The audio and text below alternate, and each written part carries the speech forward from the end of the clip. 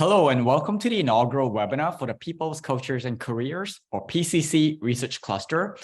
My name is Eddy. I'm a professor of organizational behavior at James Cook University. I'm also the Smith Professor of Equity and Inclusion at Queen's University in Kingston, Ontario, up in Canada. At JCU, I lead the People's Cultures and Careers Research Cluster. The cluster is located within the Center of International Trade and Business in Asia, or CITBA, at JCU.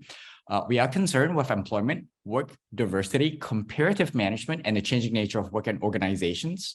Our focal aim is to provide guidance to employers and policymakers on healthy work lives, well-being, decent work, workplace equity, and inclusive prosperity, all which you all recognize as part of the United Nations Sustainable Development Goals.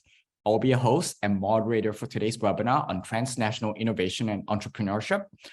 With globalization, has long affected the world of commerce, we have not connected the dots between the history, context, and transnational modes of being and belonging in entrepreneurship. What we know about entrepreneurship is based on static ontologies and methods. New theories and approaches are needed to provide important contributions to our understanding of the social and economic world.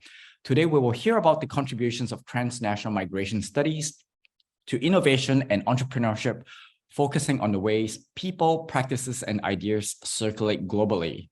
Before we begin, here are a few housekeeping items. I know most of you will ask, yes, this webinar will be recorded for publicity purposes. You may be able to access a copy of the recording a few days later. If you had registered, you will receive a link for it. Otherwise, you can look this up on JCU Singapore's website. You will be able to ask questions at any point of the webinar through the Q&A function. Q&A will be at the end of the presentation. There will be a satisfaction poll and survey at the end of the webinar.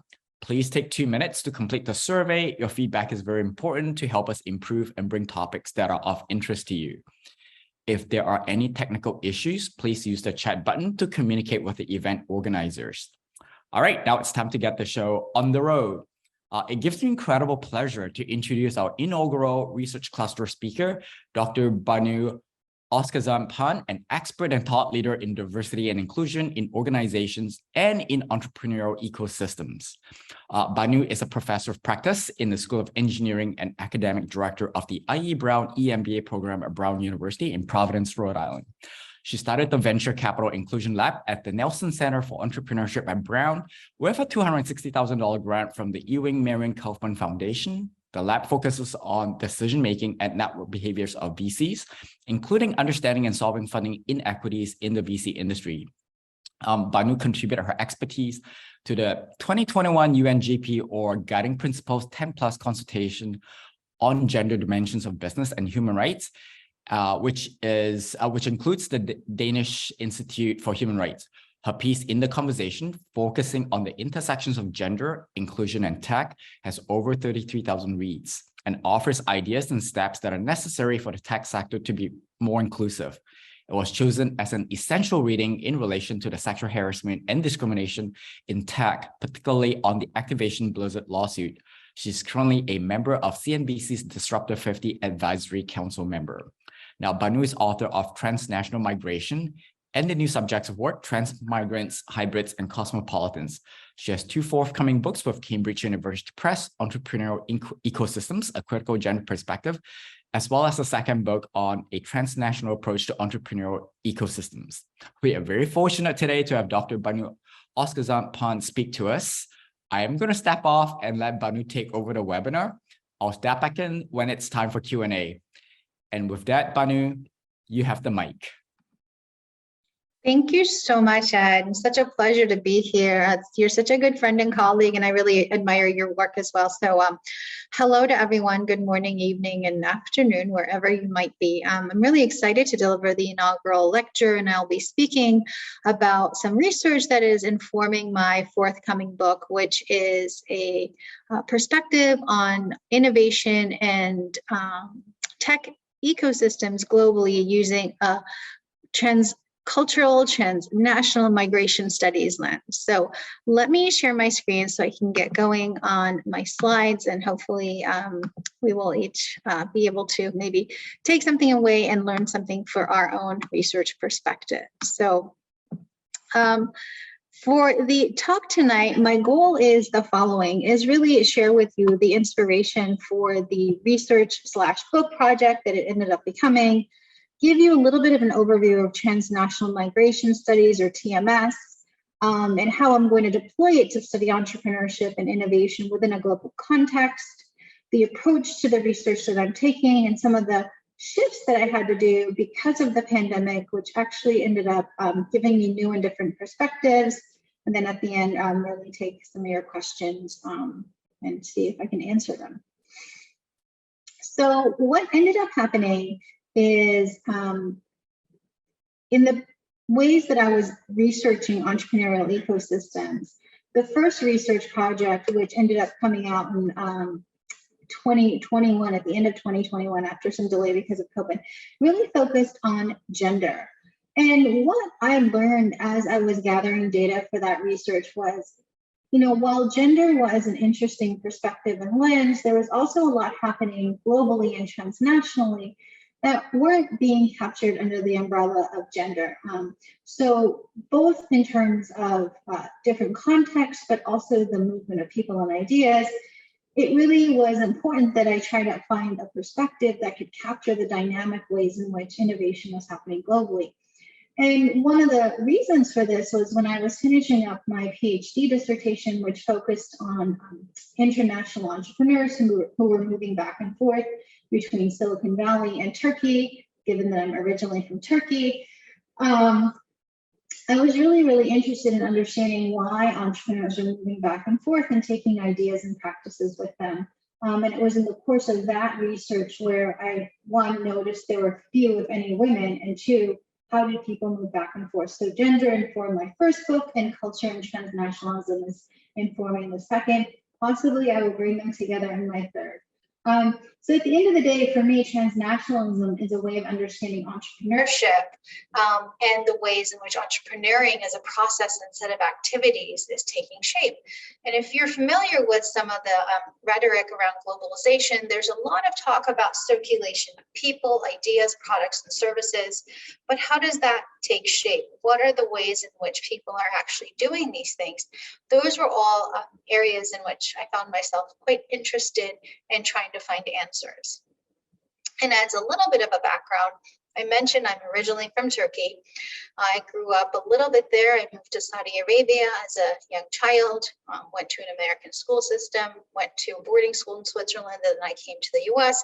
So most of my upbringing was really being in different cultural contexts, sometimes an insider, sometimes an outsider, but always on the move. And so again, that embodied experience really informs how I think about some of the research projects that I undertake. So transnational migration studies, if you are like me and you're, you studied in business schools or you are learning about business, we don't really bring this idea of migration and transnationalism into conversation in business context beyond talking about culture and cultural differences. And that was another area in which I wanted to engage in conversation. We know historically and in contemporary times that people move. They move out of choice, for example, new jobs and opportunities. They move out of force because they're forced, so it's forced migration, forced movement against their own will. And sometimes they move out of necessity, which kind of combines force and choice because there is no opportunity, but they have the ability to move freely to different places. So this idea of the movement of people is really central to the ways in which I think about entrepreneurship and innovation. And I think about these things in terms of the ways both in terms of how businesses operate, but also how entrepreneurship activities take shape. So oftentimes we talk about transnational corporations, like those entities, multinationals who operate in multiple different locations, have multiple subsidies, and even more than one headquarters. But in the world of entrepreneurship, when we talk about immigration and transnationalism, these ideas are not as well developed. So for me, globalization as a phenomenon is really interesting in the context of entrepreneurship, but it's not a sufficient lens because it doesn't help us understand not only movement to, but movement back and forth. So how do people get to places, but then how do they also go back to places? So that transnational movement back and forth between different places, it really impacts who they are as people. In this case, entrepreneurs is my, unit of analysis. And in order to understand that, you have to attend to history. You have to attend to context and how people, through their mobility, going back and forth between different places and spaces, create new identities, create new senses of who they are in the world, their modes of being and belonging in different social worlds and contexts. And I take these ideas and I apply them within the context of entrepreneurship. So for shorthand, TMS, Transnational Migration Studies, is really a lens that comes from, the social sciences, sociologists, historians, anthropologists, to name a few, use these lenses. And it's a way for us to understand how people live their lives and engage in work across many different social fields. And by social fields, I mean those different communities in which they are socially embedded, which means that they can be multiply existing and multiply embedded in different communities, in different nations that are both real and material, but also increasingly so virtual, right? So in many ways, the things that I find interesting in transnational migration studies are three areas: social fields, historical conjunctures, and mobile methodologies, which then I am hoping to bring to the field of entrepreneurship studies, which I find to be quite static in the ways in which it studies people, particularly those who are moving between nations to start their ventures. By social fields, I'm talking about really a density and interlocking network of those social relationships that we as humans are embedded in. And it's these different ideas and practices and resources that I really care about, in which they are exchanged, sometimes unequally, the ways they're organized and transformed. So I'm really interested in those structured interactions between and among different sets of people, sets of community. And it's a way in social theory to talk about the organization, the institutions, and the social movement that are taking place at different scales. I think studying social fields is important and relevant because I think individuals can engage in meaningful ways of creating their lives, livelihoods, through entrepreneurship for themselves, their communities, and their families as they're circulating in these different spaces and places. So one of the key concepts here is that you can be rooted in one place, but still be able to fit in and understand other cultural contexts and not be a person of just one place. So the application in the field of entrepreneurship of this idea of social fields is that it allows us to think about who's moving between different cities and hence impacting the entrepreneurial activities of those specific locations and potentially impacting the institutional norms. So you can think of this as those entrepreneurs, for example. There's a really dynamic Indian community of entrepreneurs in Silicon Valley who go back and forth to different spots in India and have created and taken practices with them, created new hubs for innovation, new sites, and created new cultures around innovation in India, but also taken some of those ideas and brought them back to Palo Alto and San Francisco. So it's always a back and forth between different locations. So that's sort of one of the contributions of transnational migration studies. The second contribution comes from this idea of historical conjunctures, which is a really odd word. And it really is a way for us to focus on the historic context of these different economic exchanges and activities. So essentially, it's telling us that any economic exchange that we are embedded in happens in a particular context, which may have a history of inequality. So in the US, we still to this day feel the unequal outcomes associated with slavery, from the consequences of taking land from Native Americans, from the ways in which Asians were mistreated during the Second World War, and so on and so forth. So it's a compounding way in which current history is understood through the lens of historical context to understand why certain groups of people exist in certain social fields and others don't. the application to entrepreneurship is really bringing attention to the different ways in which these historic dependencies, these unequal power relations, create economic arrangements between not only different nation states, but in ways that impact migratory patterns of flow. So think about, in the 70s, why there was a huge influx of nurses from the Philippines to the US, right? These are reasons that have allowed certain segments and certain ethnic communities to rise in the US. It's very US centric, I realize. But ultimately, what I'm going to do is take this perspective and apply it to innovation ecosystems globally. And lastly, I think this is probably for me the most challenging one, because it means, how do you study something if you are acknowledging that this thing that you want to study is constantly moving? So how do you study the movement of people, particularly entrepreneurs, back and forth between these different contexts and the different practices and ideas and structures that they're embedded in as they're moving between different borders and social fields? The reason I think this is important, and the reason why I try to do this, is in our field of study of entrepreneurship and even international cross-cultural management, usually the unit of analysis we talk about is the nation state. We often use that as a proxy for culture or for understanding whether people are crossing into one cultural context from another. But through a mobility lens, the nation state analysis is not sufficient, because not only do people move between different cities and adopting and adapting to different norms and customs, there are new identities that are created in these different contexts that require them to engage in different business practices. So for me, attending to the way in these back and forth movements, this mobility impacts not only how people self-identify, are identified by others, their ideas around business and norms, culture, the practices and norms, those things can also travel, right? So in doing so, they can transform what gets called local.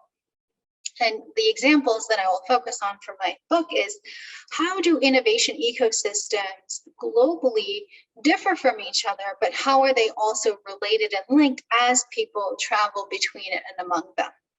So the application of this idea of mobile methodology is, can we trace the contours of people's lives across these different dimensions and spaces, whether it's a time, it's a place, it's a community? So how can we ultimately study the transnational dimensions of entrepreneurial ecosystems? And by entrepreneurial ecosystems, I'm really talking about those interactions that are necessary between and among people, organizations, and institutions to give rise to startup activity. So entrepreneurial ecosystems, at the end of the day, focus on those relations of exchange, reciprocity, and local context to help us understand how entrepreneurship gets supported in certain contexts successfully. The reason we should care about this is, in a lot of the world right now, we are seeing an over-reliance on entrepreneurship as one very important tool in economic development policies. There's a lot of money being deployed by different governments at different sizes and scales to support entrepreneurship, particularly for women, as a way to emerge out of poverty, to create sustainable businesses. But what do we actually know about these ecosystems that are being hopefully intentionally created with inclusion in mind, from the perspective of migration, of movement, of mobility? Can what worked in one part of the world work in another part of the world simply because they're engaged in the same activity? We hear a lot about this in the world of tech, where everyone seems to be trying to replicate the Silicon Valley model in their respective city or country. But the caveat being, is that appropriate for the context? And for me, transnational migration studies helps bring nuance to those aspirations to create development through the growth of innovation in tech ecosystems, when we know you can't just copy and paste models in different parts of the world. So when we look at the field of, like, okay, so people who study entrepreneurship and care about international issues, well, how do they study international entrepreneurship for me to be able to say, well, transnational migration studies might be a better approach? There's a couple of ways, actually 3, in which we can categorize the literature in international entrepreneurship. One, what I call the meso approach is really a firm level focus. It's really a question that asks, how do firms go global? How do they create internationalization activities as they're sort of moving beyond their nation state borders? The second is a micro approach. It focuses on individual entrepreneurs who move back and forth between different locations. Often this tends to be a cross-cultural conversation and comparative. The last approach I say is really focused on ethnic immigrant entrepreneurs and focuses on them across contexts. But again, it's about going from here to there, and I'm interested in the there, here, back, and forth, right? So that dynamism. And I find these literatures don't allow me to talk about that. So, well, what's wrong with these approaches at the end of the day? For me, it means that these approaches assume a very static view of the world, which I call an ontology of stasis, which I don't think is sufficient to study these emergent ways in which entrepreneurial ecosystems are taking shape in different global contexts, right? So rather than assuming homogeneity among different people, I want to assume that there are these significant differences that span not only communities, but spaces, social fields. And in order to study that, I find that the existing approaches limit me in both the language and frameworks that are available, but also the kinds of engagements we can have to potentially tell policymakers at the end of the day, yes or no, you should not try to replicate Silicon Valley in your own context. You should really focus on these other industries, right? And culture is actually a pretty important part of that. So at the end of the day, what's missing for me is how do entrepreneurial ecosystems emerge in a transnational fashion? One of the inspirations, again, for this book was not only sort of the missing gender component when I was studying international entrepreneurs, but I used to work in Boston, and I would often see many different international delegations come and take tours of the Boston tech ecosystem. They would come to MIT, they would come to Cambridge, they would ask questions and try to understand how in their respective cities they could set up something similar. And this was happening from different size delegations, different countries, different cultural backgrounds, but the questions were always the same. How do we do this back home? And for me, that question seemed really interesting because there was an assumption that if you had all the elements and you put them in another context, that they would relate to each other the same way they did in the original context. And I thought that was a very big assumption. And one that does not hold. So for me, it was really trying to understand how these back and forth that individual entrepreneurs were engaged in, the different resources that were required for entrepreneurship to take place, and the institutions, such as the political arrangements, the ways in which governance took place, even the religious activities, the cultural, the social norms, all the sort of the norms around institutions would impact whether or not economic development policies would have the same effect that these delegations thought they would. So for me, trying to understand how these entrepreneurial ecosystems emerge in these different global contexts when it seemed like everyone was chasing the same aspiration to be an innovation hub was happening. So I gave you a couple of examples, but other more concrete ones were what I was seeing. Individuals come to a country to get an education, particularly in the US. We see a lot of folks coming from different parts of the world. And in the course of getting their education, they uphold those connections, they create new ones, and they, in fact, at the end of the day, impact the local entrepreneurial ecosystem just as much as they're taking, they're also giving, right? We also see that there's a growing phenomenon of what are called accelerators, like Y Combinator, Techstars, these real big brand name places that aspirational entrepreneurs go to. If you ever are, watching American TV and you watch Shark Tank, that's a great example. You pitch, you get money from investors, and you try to scale and grow your company really big, right? So the phenomenon of accelerators is now global. These are globally distributed. There are sort of tech stars all over the world. There's Y Combinators all over the world.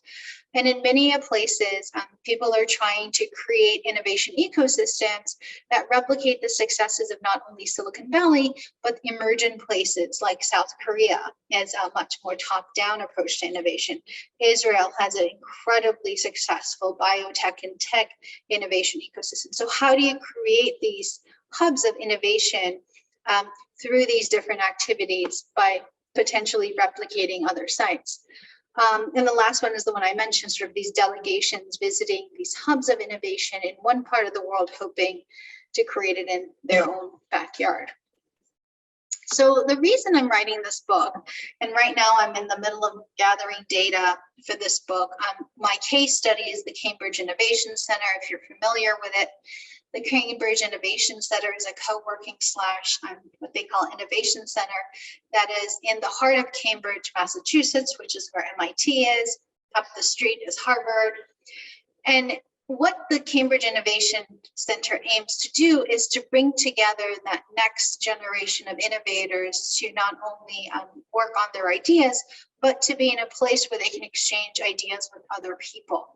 So it's a very dynamic space. And the space has been replicated in other parts of the world. So there's a Cambridge Innovation Center in Rotterdam. There's one in Warsaw. There's one in Tokyo. There are plans to open some in South America. There are Cambridge Innovation Centers. There's actually 2 in the city of Boston, one in a different part of Boston.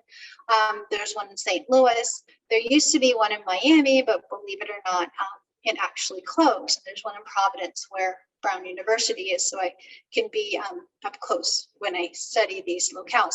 So what I'm aiming to do with this book is to understand how my case study is the Cambridge Innovation Center, which brings together entrepreneurship, innovation, economic development, how they're sort of rising up in these different cities around the world that have very different institutions, very different norms around entrepreneurship and the expectations of what entrepreneurs are supposed to do, whether they're supposed to reap rewards through profits or whether they're supposed to be more socially minded with ESG. I'm studying the Cambridge Innovation Center as my unit, my case study, to understand how in these different places, the same entity with the same focus is organizing and becoming a part of the ecosystem and impacting the ecosystem there, right? And for me, transnational perspectives allows us to think about a case study like this, where the entity that you're studying is the same, but the ways in which it becomes manifest across these different communities and societies is quite different. And there is a healthy circulation of people and ideas between and among these different Cambridge Innovation Centers across the globe, which means that someone studying tech in Sydney, Australia, which is another hub for the Cambridge Innovation Center, could potentially go to Rotterdam and find a similar community and become a part of it and interact, right? So it's a real interesting phenomenon that's happening right now. So at the end of the day, you might be like, well, how do you study that? And this is my attempt. My attempt is multi-layered and multi-level. One, I am interviewing entrepreneurs who circulate among these different sites, not as individuals per se, but as individuals who are embedded across different entrepreneurial ecosystems. So I'm not just interested in them if they're in Sydney, but if they're in Sydney and then go to Rotterdam or any other city. Second, I'm trying to understand entrepreneur support organizations, like the accelerators or incubators, the co-working spaces, all those organizations who directly or indirectly support startup activity. How do they support and resource entrepreneurs in ways that allows these entrepreneurs to circulate in the innovation economy? And how do accelerators or co-working spaces like the Cambridge Innovation Center become dependent or related to each other globally, right? And then lastly, how do the different institutions that support entrepreneurship, how are they impacted as different people circulate, requiring and advocating for different policies around entrepreneurship, right? So if you have entrepreneurs who travel from one innovation ecosystem to another and back and forth, do the policies over time change to become more like each other, or are they separate and distinct? For me, transnational migration studies allows me to ask these kinds of questions using the Cambridge Innovation Center as my case study, as my unit, right?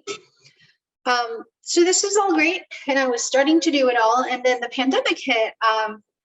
In 2020 and 2021, we're pretty much dead in the water in terms of thinking about, well, how can I travel to these different places and start gathering data and talking to people? What did end up happening was, I wasn't the only one who had to adapt. These organizations had to adapt. And so one of the aspects of the Cambridge Innovation Center is each of the sites has not only spaces that you can access by paying a monthly fee, they also have free activities for entrepreneur communities that anyone can go join. Usually these are held on Thursdays. They're part of a nonprofit that's associated with the Cambridge Innovation Center. And in those communities that take place on Thursday, there's always Thursday event at all these different CICs. Because all the programming went virtual across the globe, you sitting in Boston can now join the program in Warsaw. Something you would not have been able to do because that was not available to you. So what they found was that during the pandemic, when everyone had to go virtual, new and different communities around certain tech, around certain ideas, communities, entrepreneurs, stages of a startup were being formed globally as people from different parts of the world who are engaged with the CIC would go on Zoom meetings and participate in events that were sponsored by their non-local Cambridge Innovation Center. So it was really creating this global footprint, trying to deal with the pandemic, but at the same time having this really positive unintended consequence of creating innovation links between different people and communities in the world who were now joined in ways that they would not have been prior to the pandemic. So that was a really interesting finding that I'm sort of continuing to follow up. So currently, I am continuing to gather data, interviewing the Cambridge Innovation Center leaders globally, as well as entrepreneurs who are engaged in entrepreneurship that crosses national boundaries, particularly those who use the Cambridge Innovation Center. And then lastly, as I move from that phase, will be to understand what are the institutional factors in these different contexts that impact the growth and development of innovation ecosystems, and how are they related to each other? And are there sort of these different tensions between local, international, and transnational ways in which innovation ecosystems are created? At the end of the day, I'm interested in this not because it's cool to think about movement and culture, but also in terms of inclusion. Entrepreneurship is often heralded as a way for people to move out and up from poverty. But if we build innovation ecosystems that don't support all founders and entrepreneurs, then we're really just replicating inequities. So a real important thread for me is understanding who gets to move between different ecosystems and create and decide the rules of the game, the institutions that support entrepreneurship, and who continues to be left out. So I will end there and tell you that my other book, focusing on gender, actually did manage to come out. And I am hoping that this current one will be done early next year, pending finalization of all the interviews that I have. So I will stop there and I'll open it up for questions. Or Ed, you're welcome to tell me what to do. All right, wonderful. Thank you, Banu. I want to start with a question from Abhishek. So transnational migration in hospitality and tourism is quite pronounced. So survey of literature show that these migrants add to the authenticity, to the provision of services in host communities, but they're usually marginalized. What are your thoughts on supporting entrepreneurship in this context? Yeah, that's a really good question. So different industries are different in the ways, and this kind of goes back to my last point of being inclusive of groups who've been traditionally marginalized from economic opportunity.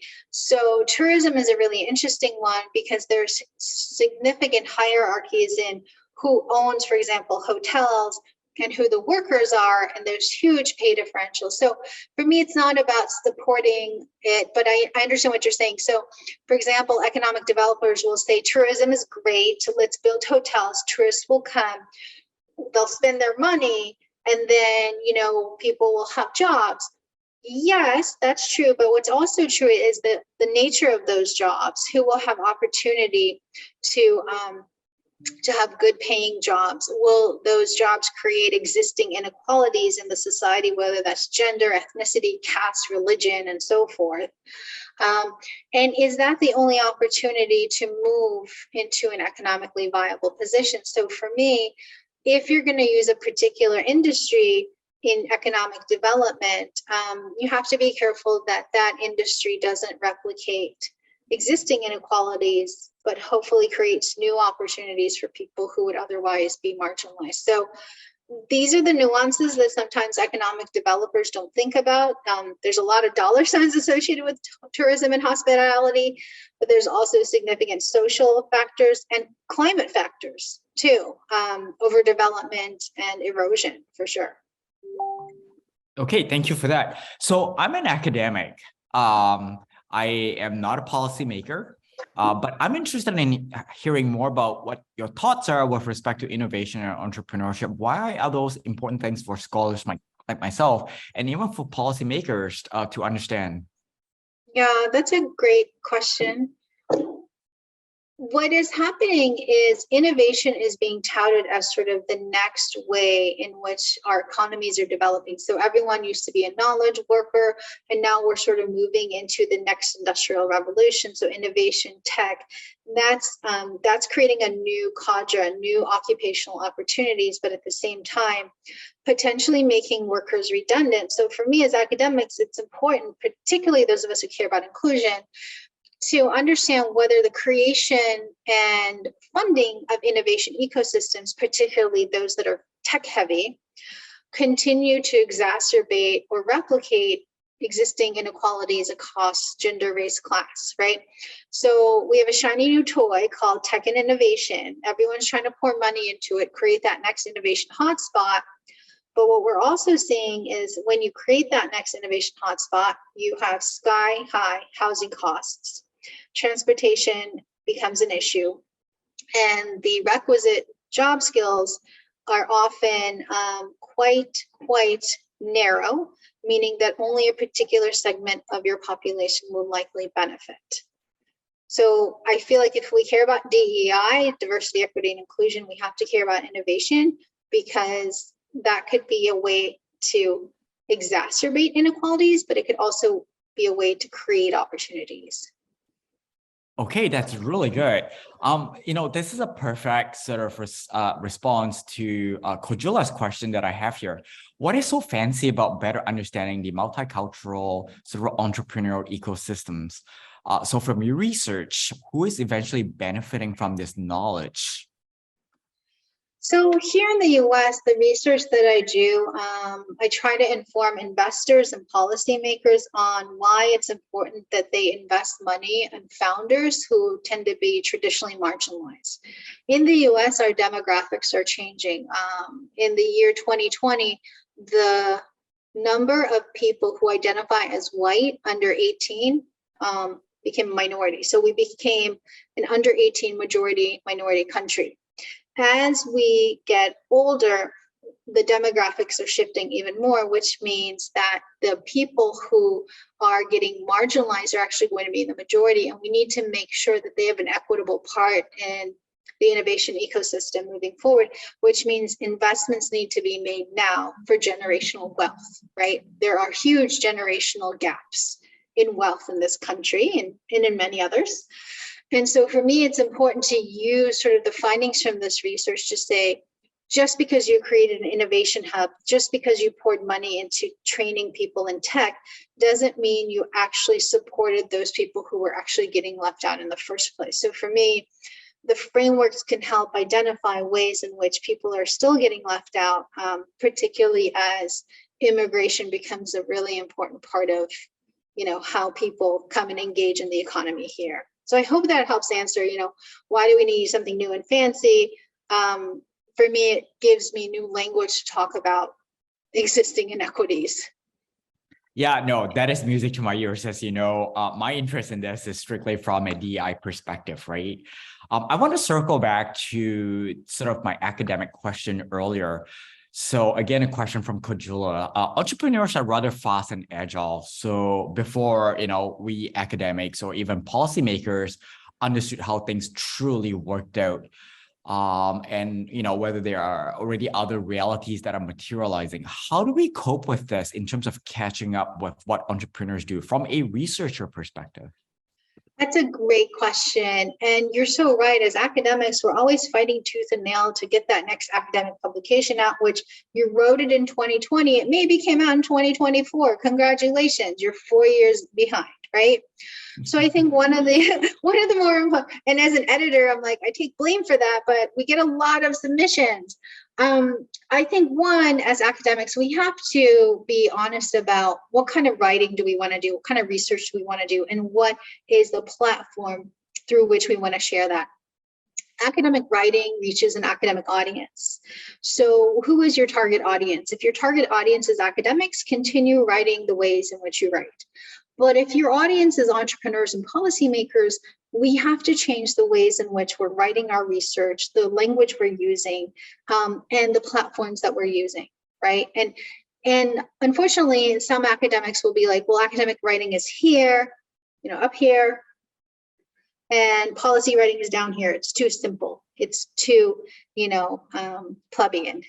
And I completely disagree, because anyone who can take a very complex idea and explain it to different audiences is pretty genius, right? So for me, as an academic, it's important we learn to speak these different languages to our different audiences if we're really caring about impacting policy and practice beyond what we just talk about in academic circles.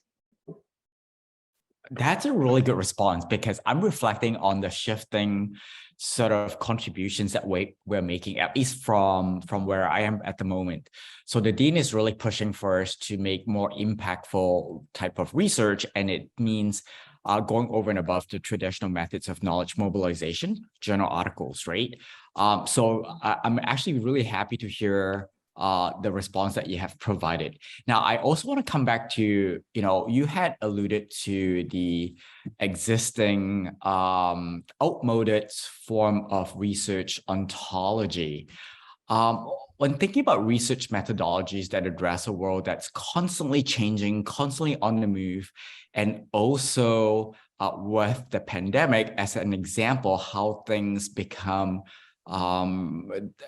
really that occurs at a really large scale and a very, very fast.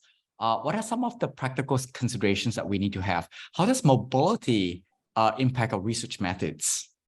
Yeah, I don't think that's an easy answer, but I will try to give you an answer to the question. Whatever you can think about as being helpful to following your object of study. And so that kind of means working backwards. What is my object of study? What is it that I'm interested in studying? For me, it was this mobility of people, ideas, and practices. So I had to find a methodology that could allow me to trace the movement. So one that meant, downloading and going through in these Cambridge innovation sites, all the events in a bounded period of time, looking at all the events, so event analysis, looking at different names that were popping out in different locations around the world. So did one person speak here and then go and speak there?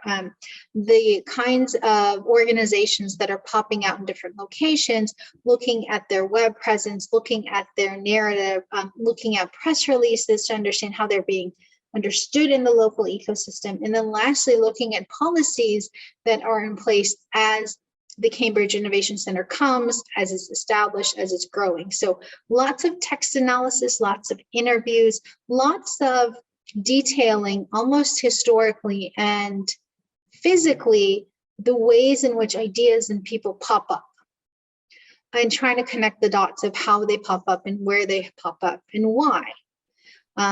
You see, as you're looking at this, there is a network there. trying to connect the pieces of how people are circulating. It's almost like if you had like a head cam on them and you could ask them to wear it for, a couple of years and say, what are the spaces that you went into? What are those conversations that you had? And so you have to create proxies for that through interviews and asking them, like, why did you go here? And then why did you go here? It's really trying to follow someone throughout their whole existence in this bounded period of time.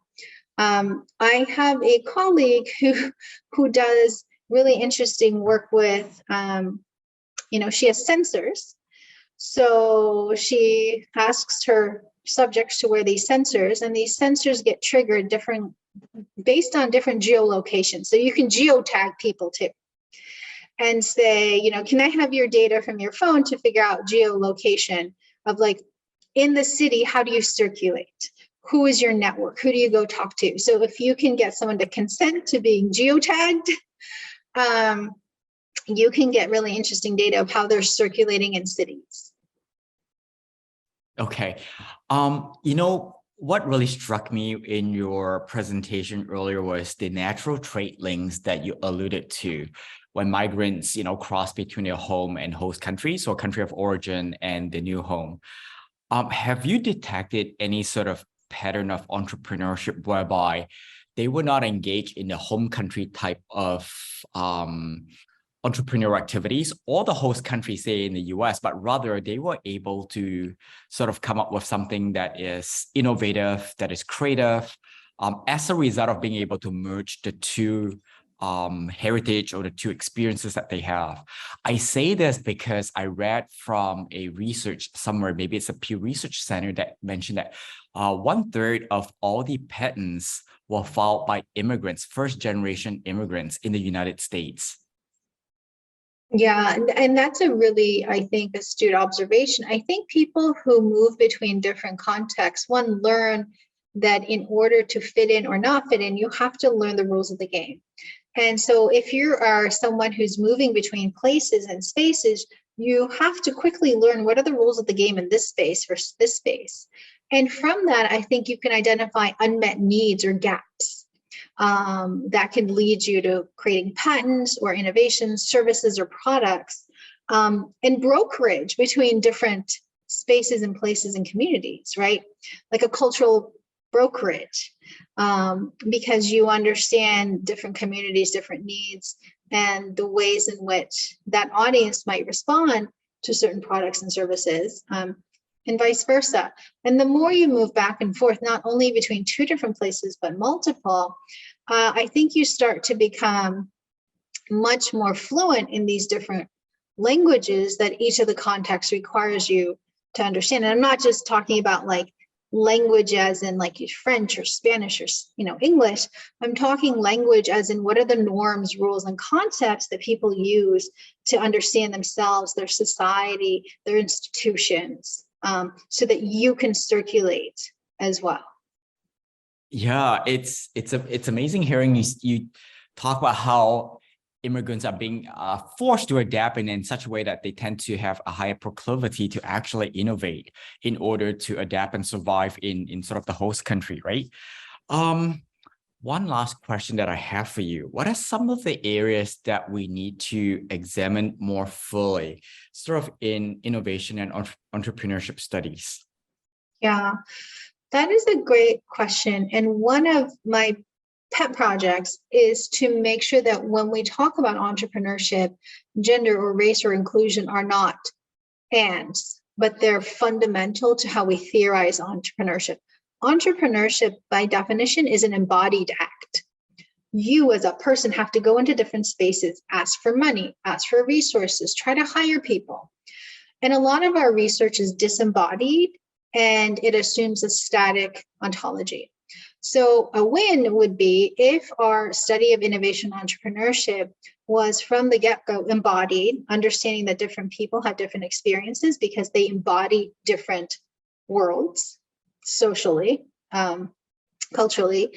Second, it would be nice if there was a lot more diversity in the scholarship attending to entrepreneurship, where we could talk about DEI and entrepreneurship not as a novelty, but as the norm, because we know in entrepreneurship, so many people are left out.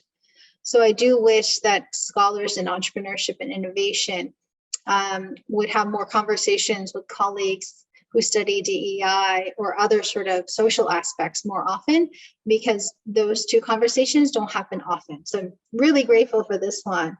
And then lastly, I do wish that folks studying innovation entrepreneurship with inclusion in mind were willing to take their research and talk to policymakers and practitioners so that we can be much more socially engaged as academics and actually create impact in ways that are more than our citations. At the end of the day, is that our legacy, right? Or did we help create and craft policy that maybe made the world a little bit better for people? Thanks, Banu. I said that was going to be the last question, but your response just triggered another one in my head that I can't help but ask. And this goes back to a point that was raised earlier by one of the attendees. The notion of US centrism, your studies, your examples were very much US focused. Would the rest of the world not be able to replicate? And this is, of course, coming from Jay Barney, resource-based view, where it cannot be imitable, it is not substitutable. Given that there is so much going on in the US that is so unique, I can't help but think that the thing that helps provide this fertile ground is the strategic tolerance, because you bring in diversity and you bring in sort of the inclusion aspect of it. So I think that is critical in order to be able to harvest the benefits of diversity. So by strategically, tolerating differences, the US had been able to sort of, create all this amazing innovation hubs, Silicon Valley, the entertainment industry in sort of Southern California, financial services industry out on the East Coast. Now, is that not possible to replicate this elsewhere? So that's a really interesting question, because I'll tell you, people are trying all the time, especially economic developers. But what tends to work is understanding what assets and resources you have locally, and creating a strategic support network and resources and policies to amplify that, rather than to parachute in a set of ideas, practices, and knowledge requirements that cannot be supported in the local context. I'll give you a great example. I'm connected to a former Disney Imagineer, and he was brought in by some very high tech level people to different sites in India to ask, like, what can we do to be Silicon Valley here? Like, we have bits and pieces, but it's just not, the scale isn't what we want it to be. And he said, why would you want to do that? Instead, you have expertise both in tech, in media, and cultural storytelling in Bollywood. Why don't you create an industry that is niche, that amplifies what you have in terms of expertise, to become a hub for media production and movie telling and storytelling, right? That is really locally resourced. The context makes sense, and globally you're known for this. So rather than replicating something that would require incredible amounts of upskilling and knowledge you don't have or resources you don't have, why don't you take something in which you're already an expert and scale and amplify that so that you become a hub for that?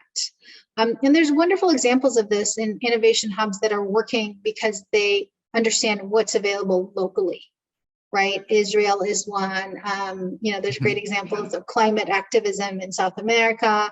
South Korea has a top-down approach, but they have conglomerates that are now trying to be entrepreneurial.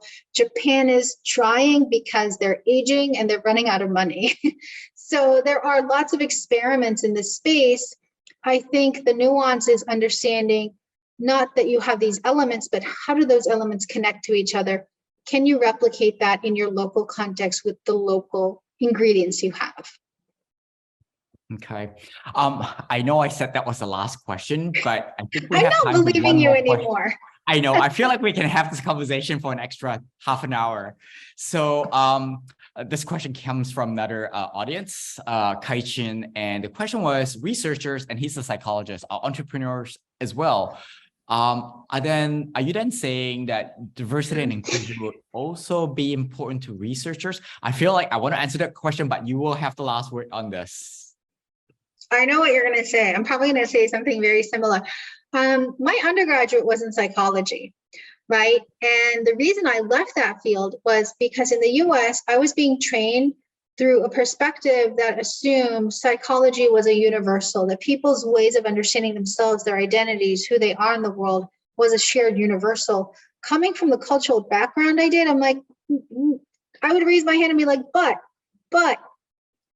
and they stopped calling on me.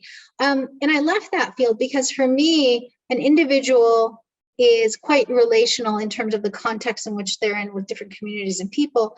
So understanding that people have different stories that are told about who they are in the world in these different contexts matters. So for me, diversity, equity, and inclusion means as a researcher, you're able to adopt and understand not only the frameworks that these people are coming to you with, but to create theories that are grounded in the realities of people rather than trying to put frames on people. Really be, I think, open to understanding that the stories we tell about ourselves are quite different in different parts of the world. So difference makes a difference in how we understand other people and how they understand the world. Great. Thank you. Banu, thank you for sharing your research and wisdom with us here today. I'm personally grateful for you spending your evening with us as opposed to with your family. Thank you for, sharing your thoughts and your expertise. And I know it's also a very challenging time given the news that we have been seeing on the news with what happens in Turkey. All right, I am going to do something really strange here. Oh, I managed to switch it quite nicely. All right, it's time to bring the webinar to a close. Before we exit, I would like to take this opportunity to promote the next webinar from the People's Cultures and Careers Research Cluster here at JCU Singapore. I'm excited to share that we have booked Dr. Michelle Lee, a colleague of mine here at the Smith School of Business at Queen's University. She will be coming to speak to us on CEOs and social class backgrounds. As you know, upper class backgrounds are favored for CEO positions, especially in corporate America, and those with lower or middle class backgrounds tend not to make it to the very top or the upper echelon.